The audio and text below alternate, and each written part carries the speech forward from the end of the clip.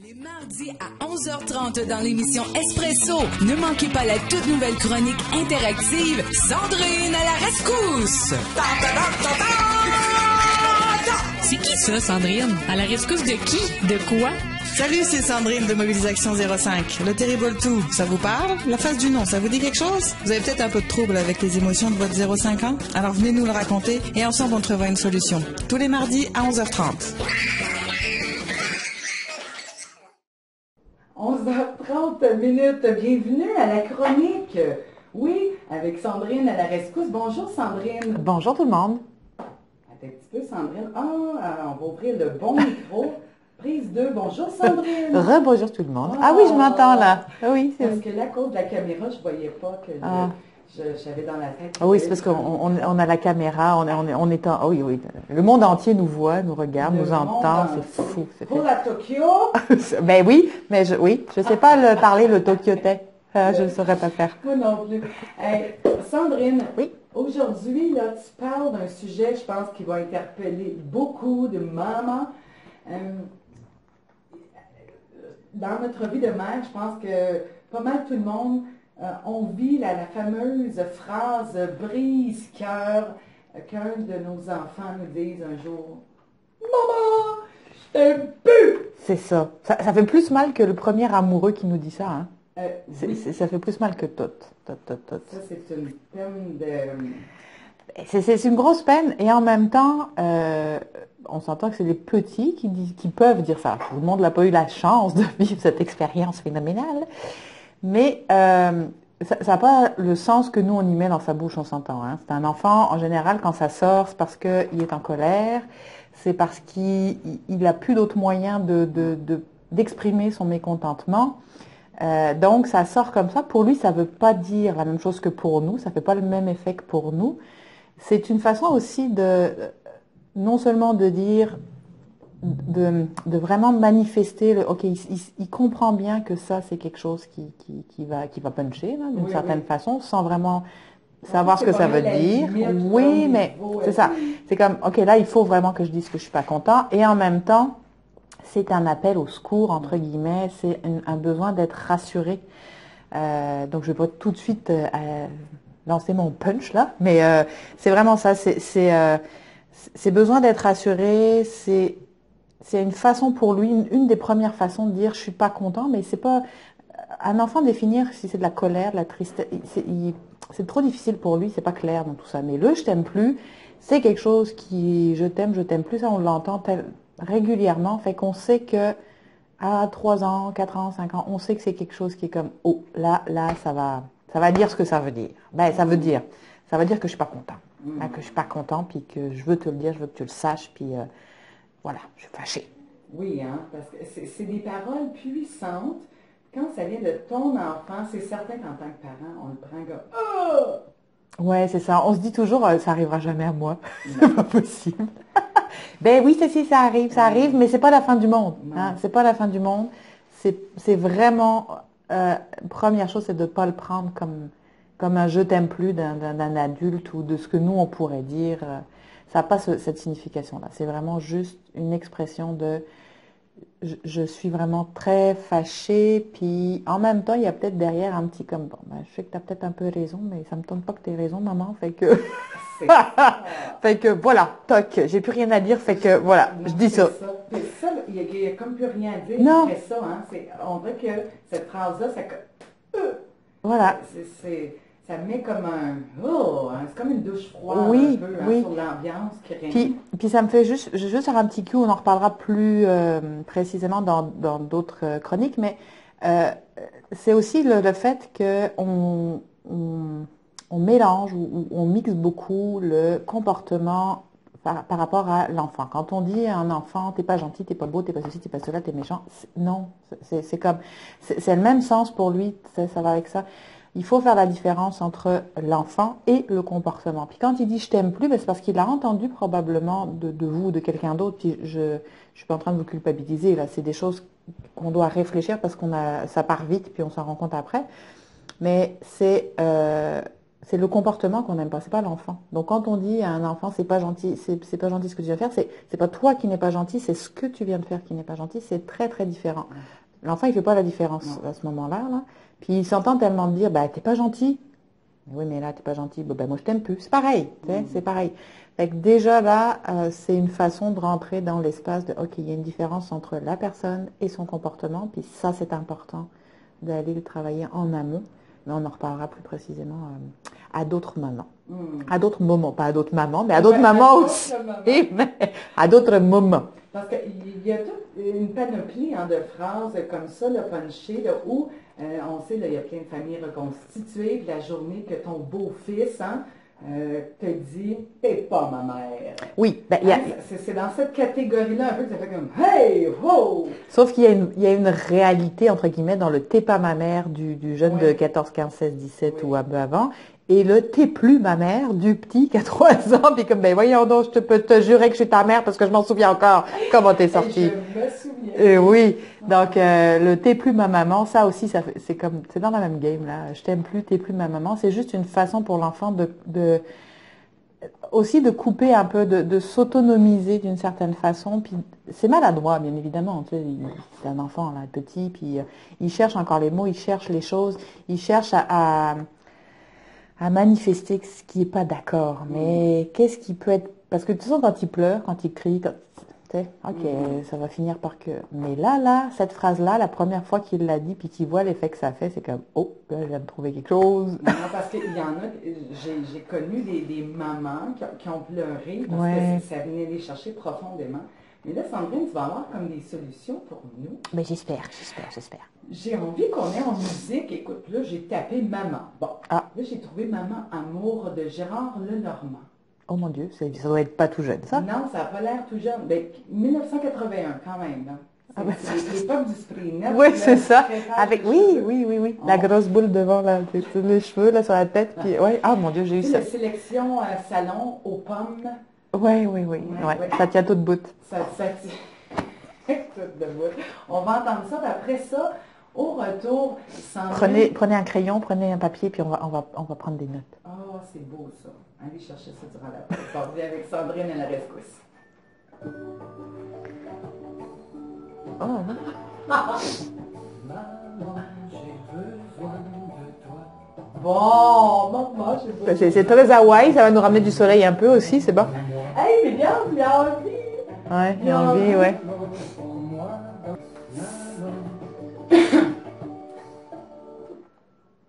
Maman. 11h40. Ça a-tu ramené un peu de soleil, ça? C'est comme un peu Hawaï, hein? Pour vrai, là, ouais, c'est ça. Sandrine. Ah, merci Julien, merci. Merci. Non, c'est Gérard. Oh, mince, c'est pas Julien Leclerc, c'est Gérard Lenormand. Hey, là, je m'embrouille. Pardon. Julien Gérard. En tout cas, merci. Ah, mais oui, on faisait un essai, voir, mais oui, hein, ça faisait... Un peu Hawaï. On avait envie de se tremper le bout de l'orteil. Non, on n'a pas envie, par exemple, pas encore, il fait trop froid. Ah oui, mais non, ça suffisait pour. Je serais partante. Ah oui, mais ok. Bon, alors allons-y. Bon, ben on se dépêche de finir, puis on s'en va. Hawaï. À Baldwin. Oui. Sandrine, aujourd'hui, le sujet de ta chronique, c'est Maman, je t'aime plus. Hein? Oui, puis la chanson m'a fait amener quand même, parce que là, il parle de maman, mais je serais curieuse de savoir parce que ça se dit au papa aussi, ça, papa, je t'aime plus. Oui, c'est peut-être moins, quoi que je sais pas. Mais je serais curieuse de savoir comment un papa vit ça. Sûrement pas de la même façon qu'une maman. J'imagine, mais en tout cas, la question se pose. Si il y a des papas, là, à l'écoute, là, Comment ça se prend pour un papa, ça? Je sais pas. Je suis pas sûre que ça fasse le même effet qu'une maman. Mais ça doit faire, je suis certaine que ça doit faire de la peine quand même. Peut-être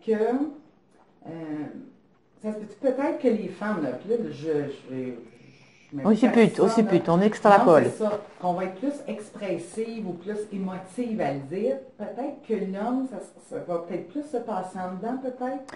Peut-être, ça me fait monter la question, comment est-ce qu'on récupère ça? Je veux dire, quand on est une maman, est-ce qu'on va essayer d'effacer ça, d'effacer le mot, ou comment est-ce qu'on va faire? Oh mon Dieu, je veux pas que mon enfant pense ça de moi. Faut que je fasse des gâteaux, faut que je fasse des crêpes pour qu'il m'aime encore. Tu sais, comme qu'est-ce que ça vient jouer? Puis je suis pas sûre est-ce qu'un papa il va dire comme ouais ok Lévi on va aller faire du vélo ou jouer, je sais pas. Est-ce qu'un papa va se poser ce genre de questions et dire oh là il faut que je contrebalance ça ou pas. En tout cas, c'est une question qui me vient. Mais Sandrine, on fait quoi? On fait quoi?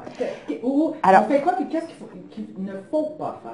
Moi, je vous suggère de mettre une petite annonce sur Kijiji puis de le vendre. Parce qu'il vous aime plus, tu sais. Amenez-le vers quelqu'un d'autre, peut-être que ça va. C'est ça. Sorti l'hiver, ben presque pas. Et voilà. 2 fois. Voilà. Non, bien sûr que non, voyons donc. Comme on a dit tout à l'heure, différencier le comportement de la personne, c'est très important. Puis, votre enfant qui vous dit ça, je le répète, c'est pas pour vous faire du mal, c'est pas, ça n'a pas le même sens pour lui. Oui, c'est pour toucher sa cible parce que à un moment, il faut que il cherche une réaction, bien sûr, mais qui n'a pas la même valeur que celle que ça vous fait à vous. Donc, c'est avant tout, même si ça fait mal, c'est de ne pas le prendre personnel. C'est facile à dire comme ça, là, mais j'y suis passée, fait que souvent, avec quand le ça recul. l'arrive, Sandrine, c'est parce que là, il y a eu Il est fâché, une là. escalade. Oui.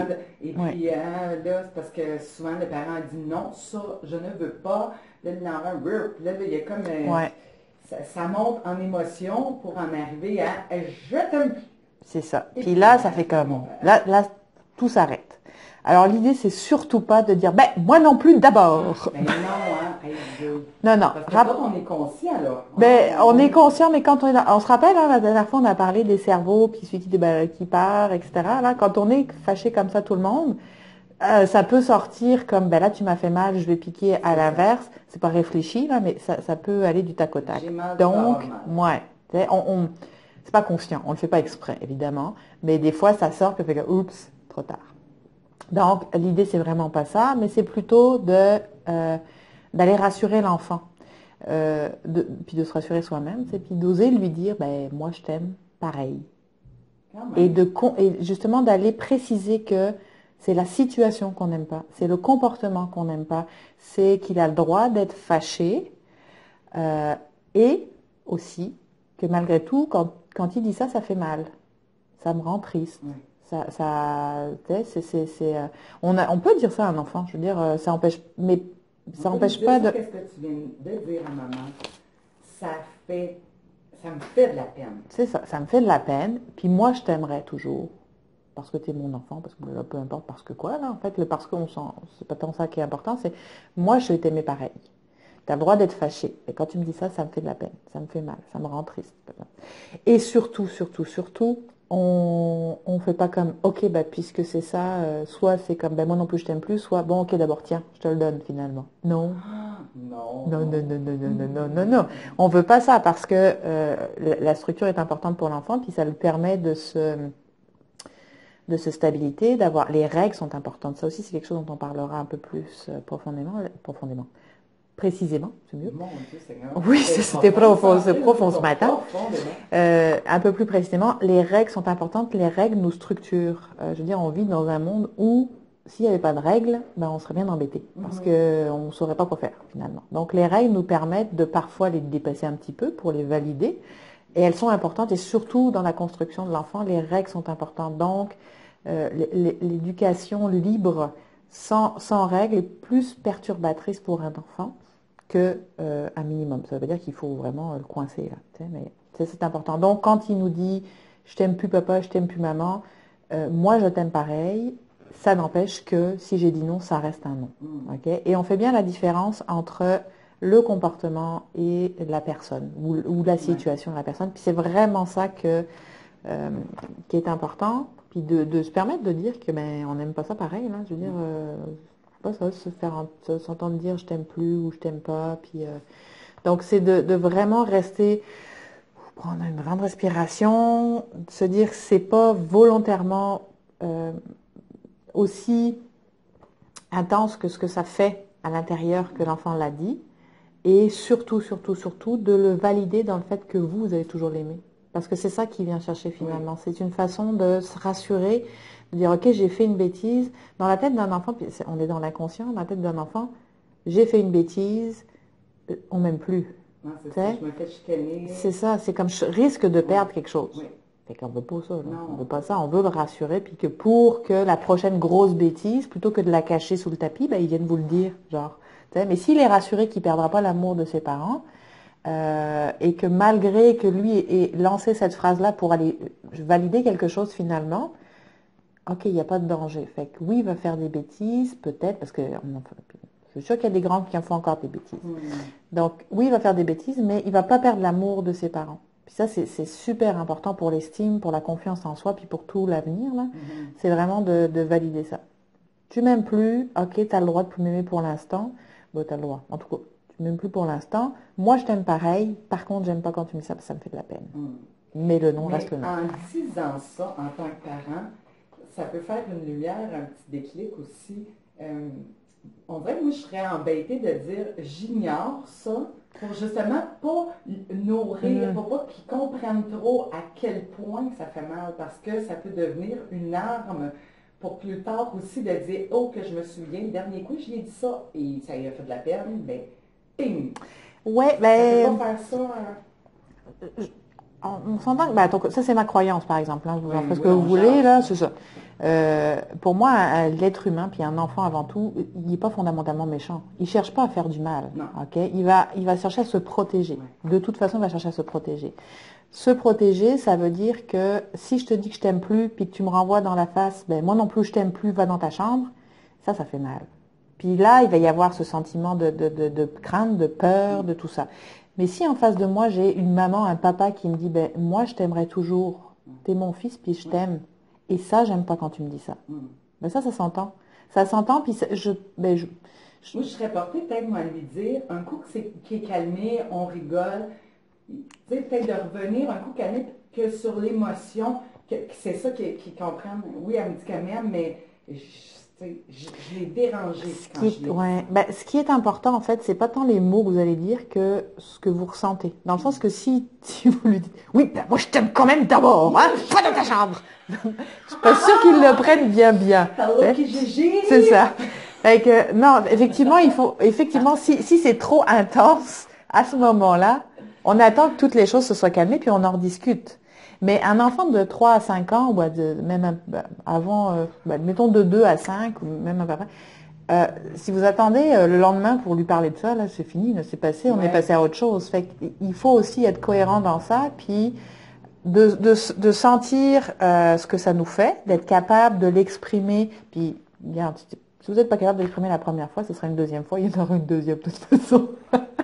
Pas que c'est, en tout cas, c'est pas non plus, c'est pas. C'est pas quelque chose qu'on se fait dire souvent. Non, là, ça, les futurs parents ou les jeunes nouveaux parents, n'ayez pas crainte, vous n'allez pas vivre ça tous les 15 jours. Là, tu sais, c'est comme quelque chose que tu vas peut-être entendre une fois ou deux dans ta vie, pour X, Y raison, mais c'est une façon d'être rassuré. Donc, soit on est capable de le dire au moment où ça arrive parce qu'on est assez calme, on est capable de faire la coupure puis de ne pas le prendre vraiment à cœur. Soit on attend un petit peu, mais pas 3 jours, là. On attend juste un petit peu que ça se calme, puis d'aller dire comme ça, j'aime pas ça, par exemple. Et si ça ne fonctionne toujours pas, ben Kijiji. Ben c'est ça! Bon, arrêtons de niaiser. Et Sandrine, merci beaucoup. Ça clore le sujet d'aujourd'hui. Et de quoi tu vas nous parler la semaine prochaine, mardi prochain? Ben, la semaine prochaine, justement, quand il vous a dit « je t'aime plus, maman », puis que vous êtes plus capable, que vous avez envie de le jeter par la fenêtre, ben, on va venir vous aider avant d'avoir envie de le jeter par la fenêtre. Je suis sûre que ça vous est... Moi, ça m'est arrivé. Ah, mais non, mais c'est sûr que ça arrive à tous les parents qu'à un moment donné, là, que la boucane veut te sortir par les trous d'oreilles de nez. Voilà. Bon. Alors, et ceux et celles qui aimeraient réentendre justement la chronique en rediffusion les lundis à 16h30 pour Sandrine à la rescousse. Oui. Hey, merci beaucoup, Sandrine. Bonne semaine. Je t'aime, moi non plus. Il y a ça aussi. Justement, tu sais, j'ai trouvé une autre maman la plus belle du monde, de Luis Mariano. Ah, celle-là, je la connais, par exemple. Ah, ben oui, là, un classique. Alors, hey, merci beaucoup. Merci. Merci d'avoir fait venir le soleil, Oui, Sandrine. ça fait plaisir. Bye bye. Merci, bye.